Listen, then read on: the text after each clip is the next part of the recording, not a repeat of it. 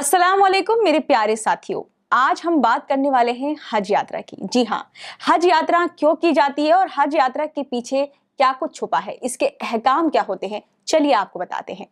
हज यात्रा इस्लाम के 5 स्तंभों में से एक है और इसे मक्का में स्थित काबा के आसपास किए जाने वाले धार्मिक अनुष्ठानों के माध्यम से किया जाता है। ये यात्रा आमतौर पर 5 से 6 दिनों में पूरी हो जाती है और इसमें कई तरह के धार्मिक अनुष्ठान शामिल होते हैं, जैसे कि तवाफ, सई, अराफात में ठहरना और रमी अल जमरात। हज यात्रा में शामिल मुख्य कार्य क्या है, चलिए आपको बताते हैं। सबसे पहले बात करेंगे तवाफ की। काबा के चारों ओर 7 बार चक्कर लगाना, ये काबा की परिक्रमा मानी जाती है। दूसरा बात करेंगे सई की। सफा और मरवा के बीच 7 बार चलना होता है। अराफात में ठहरना, अराफात के मैदान में दिन के समय प्रार्थना और इबादत करना होता है। रमी अल जमरात यानी कि शैतान को पत्थर मारा जाता है। जानवरों की कुर्बानी देना होता है। अगर बात करें तवाफल विदा की, तो इस दिन मक्का से विदा लेने से पहले एक आखिरी बार काबा की परिक्रमा जरूर की जाती है। अब बात करेंगे एहराम पहनने की।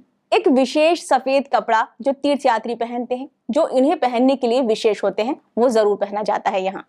अब बात करेंगे अदला की। कुछ समय के लिए अपने बालों और नाखूनों को ना काटना, वो होता है बकरीद के दौरान। बकरीद मनाई जाती है, सबसे पहले हज किया जाता है और इस टाइम हज पूरा हो जाता है, जैसे कि अभी भी हज चल रहा है। मुस्लिम धर्म के नियम क्या है? हज के दौरान कई नियमों का पालन करना होता है। बात करें तरसी की, तो कुछ विशेष चीजें होती हैं, जैसे कि काबा में प्रवेश करना, जो तीर्थयात्री को हज यात्रा के दौरान करना होता है। अब आपको बताते हैं हज यात्रा का आखिर महत्व क्या है। हज यात्रा इस्लाम के 5 स्तंभों में से एक मानी गई है और इसे हर मुसलमान को जीवन में यानी कि जिंदगी में कम से कम एक बार जरूर करना चाहिए, जो शारीरिक और आर्थिक मानसिक रूप से पूरी तरह सक्षम हो। हज यात्रा मुसलमानों को अल्लाह के करीब आने और अपने पापों से, अपने गुनाहों से मुक्ति होने का अवसर प्रदान करती है। हज यात्रा मुसलमानों को एक दूसरे के साथ एकजुट होने और धार्मिक भाईचारे को मजबूत करने का अवसर भी प्रदान करती है। हज यात्रा मुसलमानों को अल्लाह की इबादत करने और उसके आदेशों का पालन करने का अवसर भी प्रदान करती है। हज यात्रा मुसलमानों को अपने आध्यात्मिक जीवन को ताज़ा करने और अपने पापों को यानी गुनाहों को धोकर एक नए जीवन की शुरुआत करने का अवसर प्रदान करती है।